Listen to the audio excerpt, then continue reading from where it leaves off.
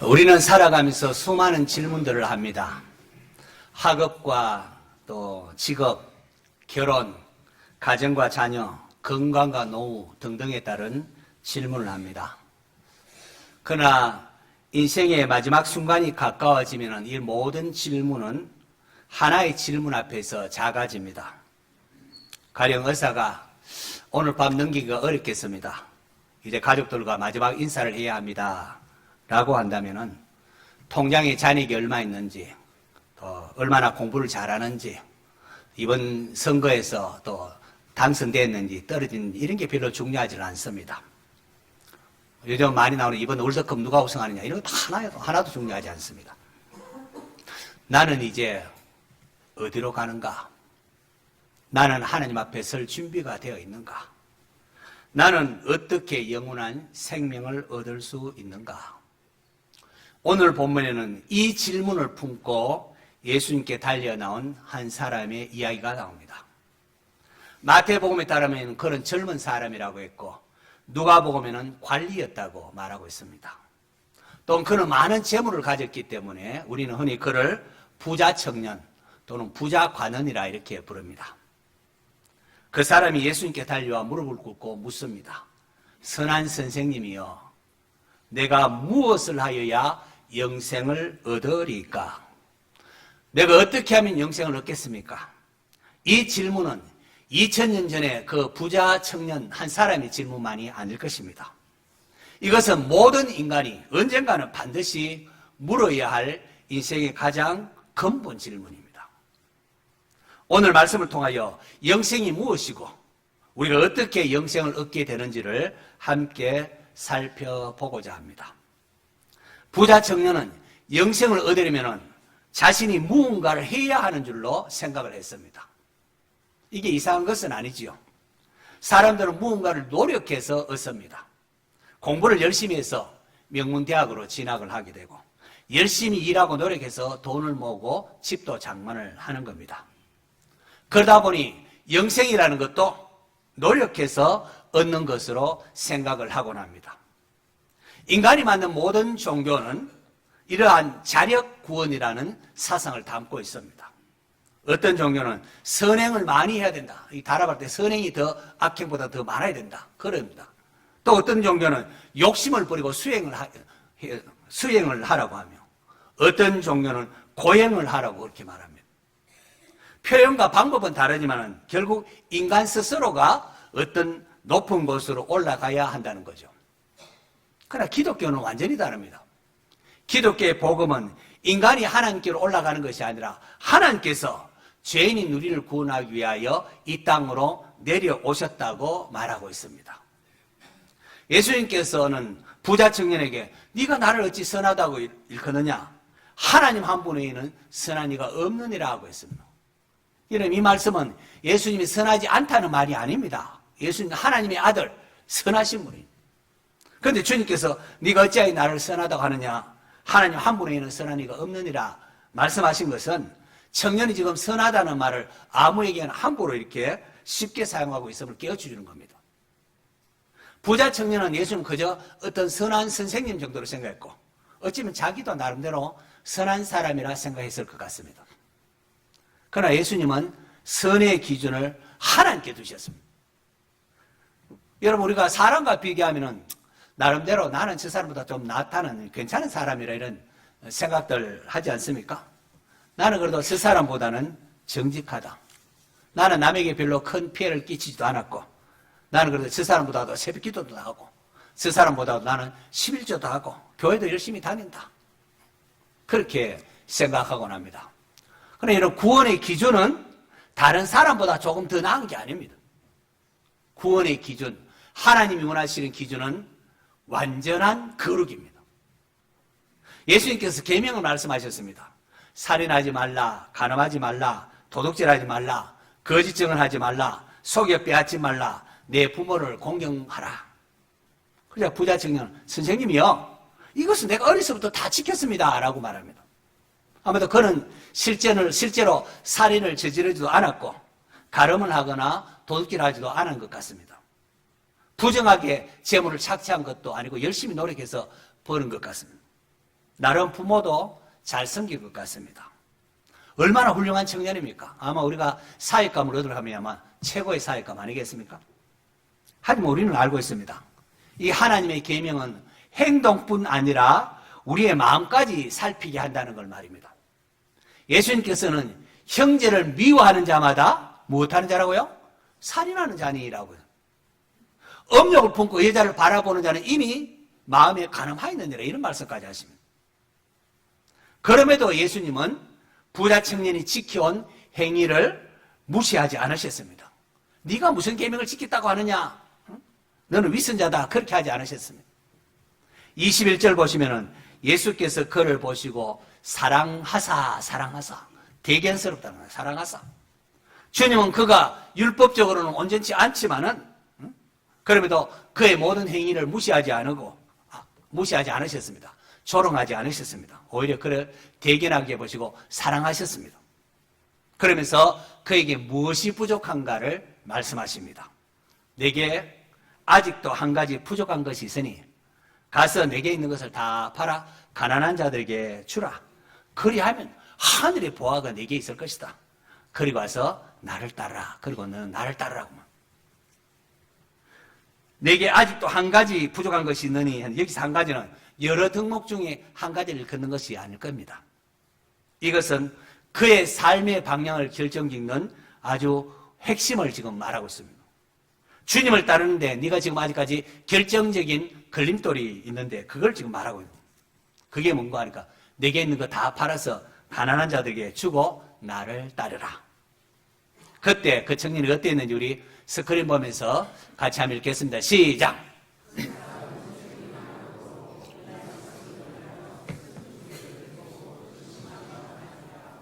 그 사람이 뭐가 많아요? 재물이 많은 거로 이 말씀으로 인하여 슬픈 기색을 띠고 근심하며 가니라. 성도 여러분, 이것이 남의 이야기일까요? 그는 예수님께 달려왔지만은 근심하며 떠나갔습니다. 왜요? 영생을 원한다고 하면서도 자기가 가진 재물을 내려놓을 수가 없었습니다. 이걸 더 사랑했습니다. 예수님보다. 오늘 우리 각자에게 한번 물어보십시오. 예수님께서 내게 있는 그건 내려놓고 나를 따르라 했을 때에 여러분 결정적으로 부족한 한 가지 핵심적인 것 여러분 갖고 있지는 않습니까? 어떤 사람에게 그것은 물질일 수 있습니다. 사소하게 11조달에도 그것도 못 내놓는다고 움켜쥐고 있을 수도 있고, 어떤 사람에게 그게 자존심일 수도 있고, 어떤 사람은 명예일 수도 있고, 어떤 사람에게는 자식일 수 있고 또 가족일 수도 있을 것입니다. 슬픈 기색을 띠고 근심하며 돌아가는 부자 청년을 바라보시는 주님의 마음이 얼마나 미어졌겠습니까? 그를 사랑해서 버리고 내게로 오라. 하늘에 상이 많을 것이다. 그리고 나를 따라 했을 때에 슬픔이 돌아가 버립니다. 예수님은 제자들을 둘러보시면서 재물이 있는 자는 하나님 나라에 들어가기가 심히 어렵도다라고. 부자 청년은 영생을 얻는 것에 관하여 물었는데 예수님께서는 하나님 나라에 들어가는 것이 심히 어렵다. 하나님 나라에 관해 말씀하십니다. 어떻게 하면 영생을 얻겠습니까? 하니까 재물이 있는 자는 하나님 나라 들어가는 것이 심히 어렵다. 여러분 영생에 관해 묻는데 예수님 왜 하나님 나라에 관해서 말씀하시는 것일까요? 영생은 무언가를 새로운 걸 더 소유하는 것이 아니라 하나님의 통치 안에 들어가는 것이기 때문에 그렇습니다. 여러분 하나님 나라는 단지 죽어서 들어가는 장소만을 뜻하지를 않습니다. 하나님의 나라는 하나님께서 다스리는 지역, 하나님이 통치하는 지역을 하나님 나라라고 합니다. 하나님 나라에 들어간다는 것은 내 삶의 주인이, 내 삶의 왕이 바뀌는 것을 뜻합니다. 내가 내 인생의 주인이 있던 자리에서 내려오고 예수님을 나의 주인으로 모시는 것, 바로 그게 하나님 나라가 임하는 겁니다. 부자 청년은 영생은 원했지만 하나님의 통치에 순종하기를 원하지 않았습니다. 죽은 후에 죽은 후에 들어가는 그 영생은 원했지만 지금 자신의 삶을 지배하는 재물은 내려놓고 싶지를 않았던 겁니다. 바로 이것이 예수님께서 영생을 얻는 것 물었을 때에 하나님 나라에 들어가는 것으로 표현을 바꾸어서 설명하신 중요한 이유입니다. 예수님을 믿는다는 것은 단지 죽어서 내가 천국 들어간다는 그 표를 받는 그런 게 아닙니다. 그게 전부가 아닙니다. 예수님을 내 인생의 주님으로 받아들이는 겁니다. 믿습니까? 우리는 죄 용서와 천국 들어가기를 원하면서 돈이나 여러 가지 관계되는 것은 여전히 내가 원하는 대로 사용하기를 원합니다. 그러나 영생과 하나님의 나라는 나눌 수가 없습니다. 이게 다른 게 아닙니다.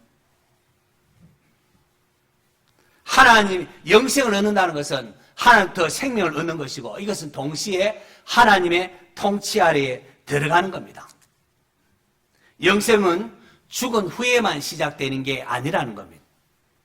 지금 예수님을 주님으로 모시고 돈과 시간과 모든 것들을 그분의 다스림 아래 놓게 되면 이미 영적 생명이 주어지고 시작이 된 겁니다. 재물이 있는 자는 하나님 나라에 들어가기가 심히 어렵도다라고 했을 때 제자들이 놀랐습니다. 왜냐하면 당시의 사람들은 부자는 하나님부터 복을 많이 받은 사람이라고 생각했습니다. 그래서 부자는 돈이 많아서 헌금도 많이 할 수 있기 때문에 누구보다도 하나님 나라에 들어가기가 쉬울 것이라 생각을 한 거죠. 그런데 예수님께서는 낙타가 바늘기로 들어가는 것이 부자가 하나님 나라에 들어가는 것보다 쉬우리라고 하셨습니다. 이거 불가능하다는 거 아닙니까? 과거에는 예루살렘에 바늘기라는 작은 문이 있었는데 낙타가 집을 지고는 못 들어간다 그런 식으로 설명하기도 했는데 그것은 그런 게 아닙니다. 이 본문은 거대한 낙타가 정말로 작은 바늘기에 대비해서 들어가는 게 불가능하다는 인간의 불가능함을 강조하기 위한 것으로 보는 게 아주 자연스럽습니다. 예수님은 어렵지만 조금 노력하면 들어갈 수 있다 그런 게 아니라 아예 불가능하다는 겁니다. 낙타가 바늘기에 들어가는 게 불가능하듯이 사람의 힘으로서는 아예 불가능하다는 겁니다.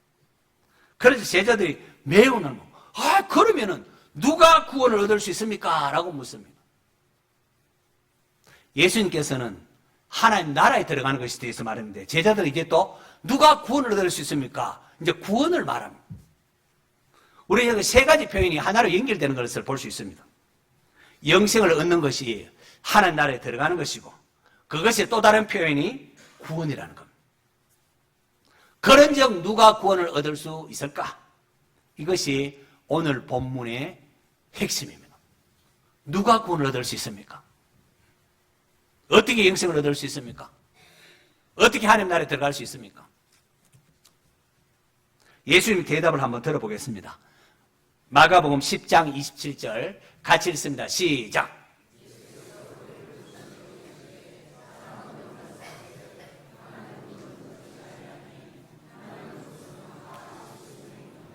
예수님이 뭐라고 하시면 사람으로서는 할 수 없다, 할 수 없다.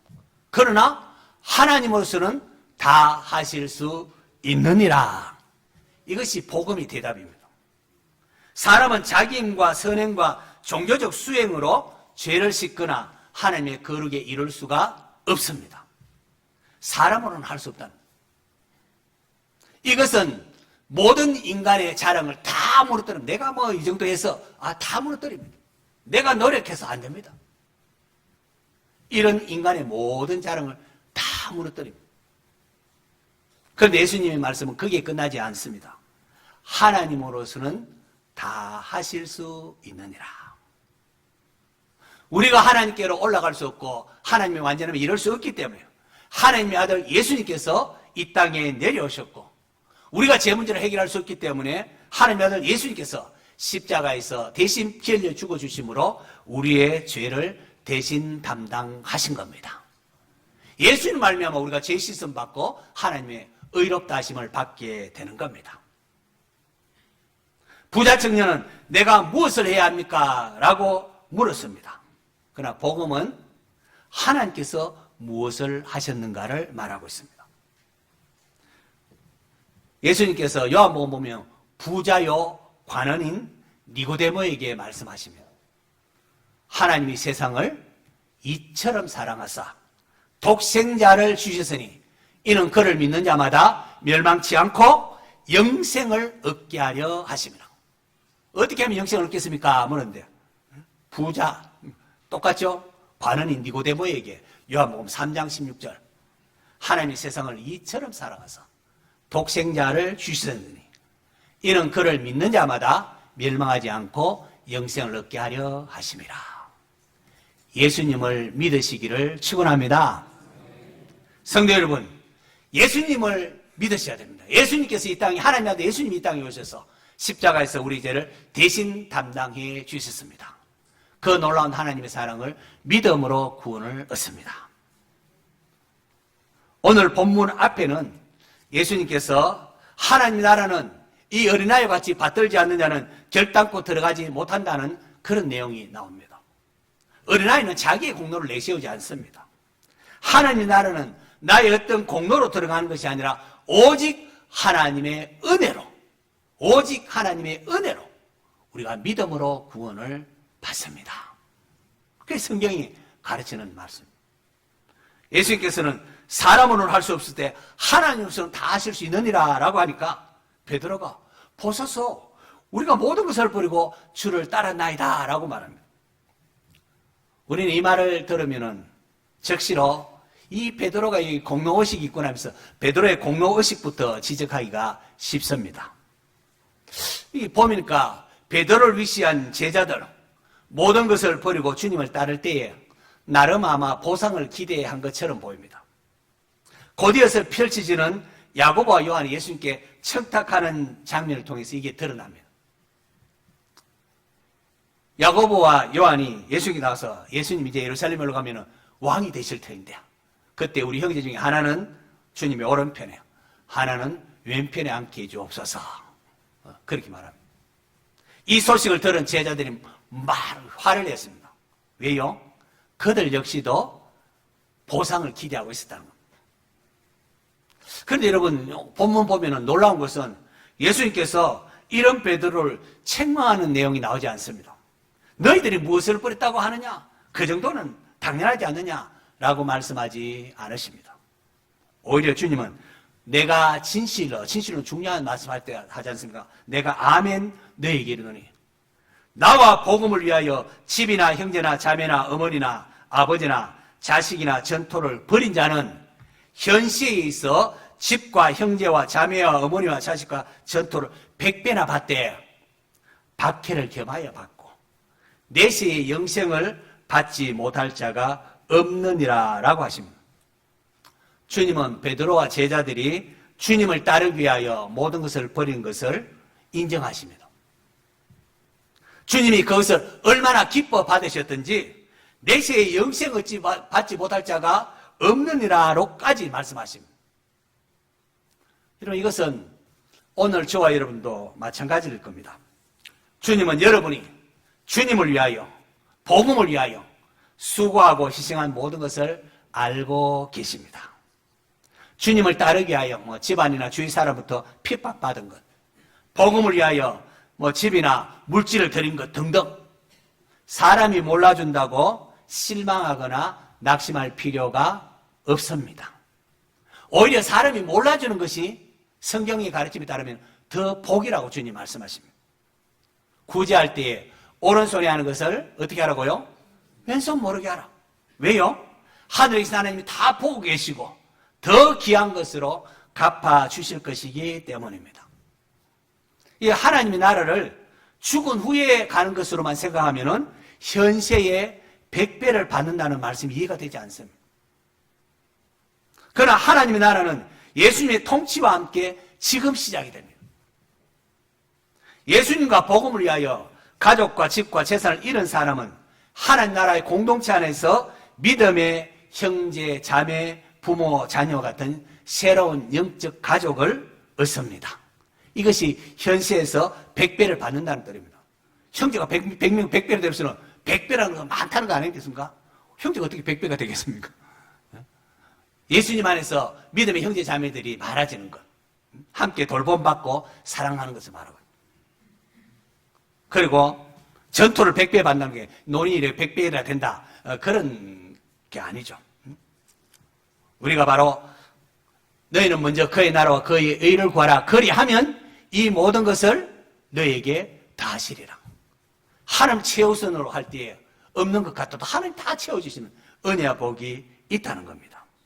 하지만 주님은 박해를 겸하여 받고라고 말합니다. 하나님의 나라가 이미 우리 가운데 임하지만은 아직 임했지만은 아직 완성되지를 않았기 때문에 그렇습니다. 장차 주님이 재림하실 때 하나님 나라가 완성이 될 것입니다. 주님이 재림하실 때 하나님을 거역하는 모든 것이 멸망하고 그야말로 유리바다와 같이 잔잔해질 겁니다. 그때까지는 이 땅에는 풍랑이 있고 우리가 주님과 복음을 위하여 영적 전쟁을 치러야 됩니다. 하나님 거부하는, 하나님 대적하는 것들과 영적 전쟁을 치러야 하는 겁니다. 그게 우리 안에도 있고 또 주위에도 있고 그렇습니다. 다시 말하지만은 주님은 우리가 주와 복음을 위하여 버리고 수고한 모든 것을 귀하게 보시고 놀랍게 갚아주십니다.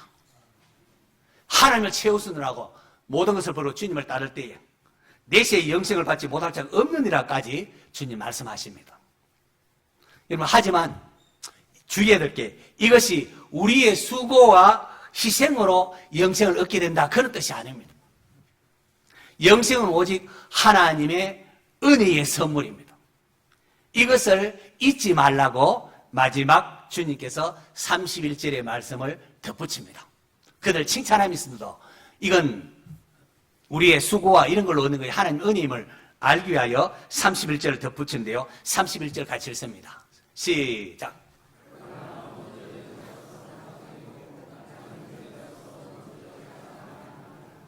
그러나 먼저 된 자로서 나중되고 나중된 자로서 먼저 될 자가 많으니라.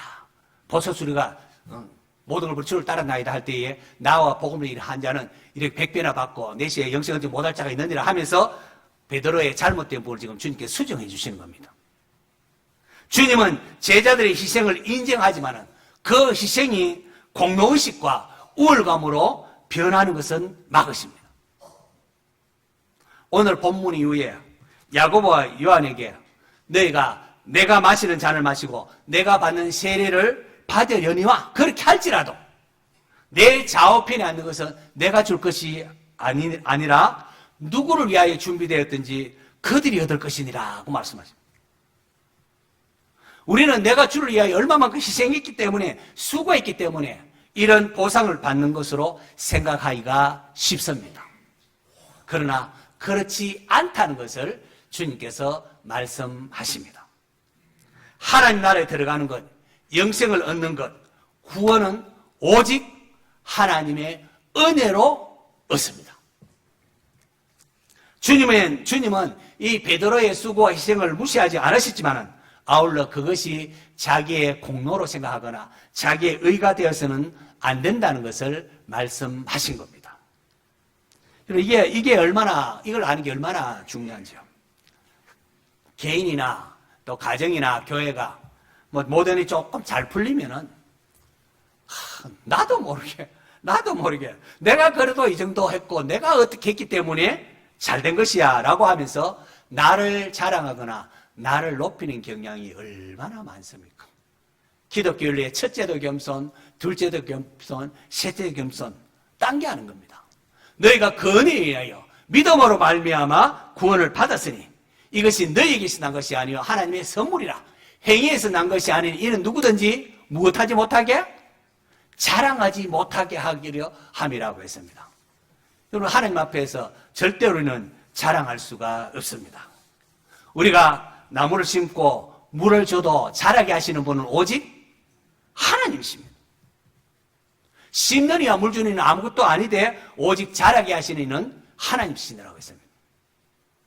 우리가 심고 물 주면 각자의 상은 받겠지만 오직 자라게 하시는 분은 하나님이심을 한시도 놓치지 말아야 합니다.